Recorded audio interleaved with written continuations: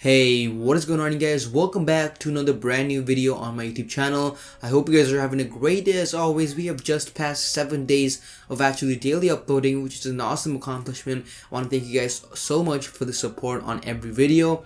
And today's video, I want to talk about how I'm right now obviously using the Google Pixel 2 XL. So I'm kind of in the luxury of being able to get a lot of the Android updates. In fact, I think Google has promised to update the Google Pixel 2 for the next 2 years, which is actually really awesome. Now, before I got into this Google Pixel 2 XL, you guys probably remember I didn't have the best of the best phones. In fact, right before this, I was actually using this phone right here, which is the Samsung Galaxy Grand Prime, which is I think like a $200 phone. And then right before that, I was actually using the Galaxy A5 2017, and which is what I made the Fortnite incompatible video on. So this is actually one of my mom's old phones, and then so is this phone, so is this LG G3, and so is this old Samsung Core 2 Duo. So basically, before I got the Google Pixel 2 XL, I've been using old phones from anyone in the family pretty much, and it would suck because I would have the worst of the worst specs or the hardware, and my phones would always be about a year or two old, and which is most likely not going to be updated afterwards. So after the 2-year mark, almost every phone doesn't get updates unless it's like a Google or Nexus, and especially with Samsung, after 2 updates you're out of luck, right? So how in the world did I keep updating these devices even after they were outdated? Well, the thing is, or the trick is, as long as the hardware somewhat accepts the software, you are able to port some sort of custom ROM onto your phone. Now, I know these are kind of big words, not really, but basically here's the simplified version of how it works. I'll use this phone as an example because this was the first ever phone that I rooted and installed custom firmwares on, and I did all sorts of stuff on this, including getting exposed framework and things like that. So this actually here is the Samsung Galaxy Grand Duos. So I believe the model number was GTI9082. I literally just remembered that off of my mind, and it's been like 2 or 3 years or four maybe since I've touched or used this phone. So basically, this was once again my dad's old phone. He handed it over to me, and I think the last official operating system on this phone was 4.2.2, and I believe that was Jelly Bean.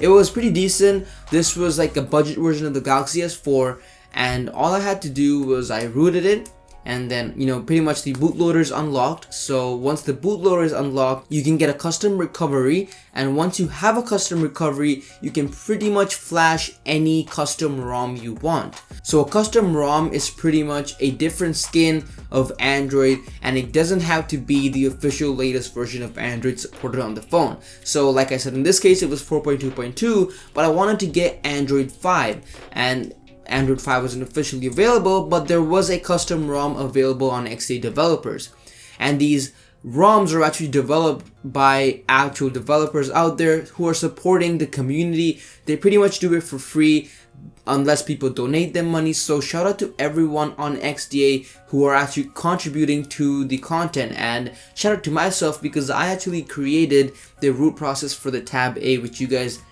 loved and which actually went viral. The tab is still right here.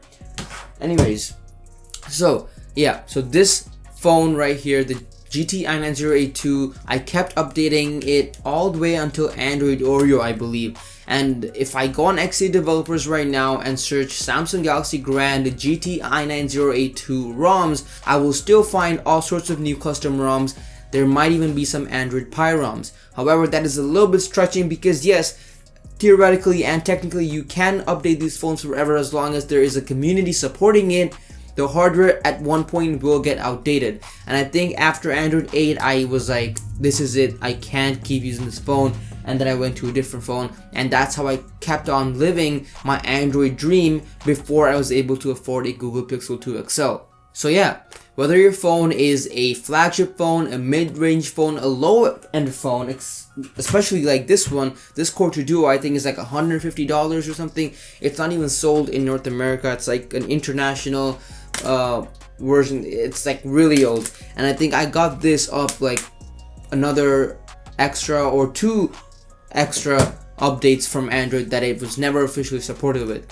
So yeah, some phones you will get lucky with, because some phones have major communities that people will still support even after the phone is long outdated, and I was lucky that this Grand Prime was one of them. However, some of these phones over here are not as supported, especially this LG G3. So the LG G3, there are multiple variants, so you guys have to remember there are different variants all around the world. This is the Canadian variant, and sometimes if you are in a country like Canada, the communities aren't as strong and large enough for such old phones to still be supported. So people over here usually just don't care, and they just buy a new phone, or they just completely don't even use Android, right? But if it's the same phone but it's the international variant, a lot of the times you'll be getting a lot more custom ROMs, because you will most likely find some sort of a community, because people want to be able to use their hardware for a longer amount of time, and their developers will support that if there is a community. Now, just off of my mind, some of the ROMs or some of the versions of ROMs that I used include CyanogenMod. CyanogenMod was pretty much like a clean stock OS kind of experience for people who had phones that were heavily skinned, like this Samsung phone right here, because it had TouchWiz. And then after CyanogenMod, something I used was Resurrection Remix, and this was heavily customizable, still kind of fluid, still stock-like experience. And then after Resurrection Remix, I pretty much went with Lineage OS on any phone. So if you have a phone right now, go into Google and type up the phone name along with the variant model, and then type up custom ROMs or type up Lineage OS if you already know which OS or ROM that you want to install.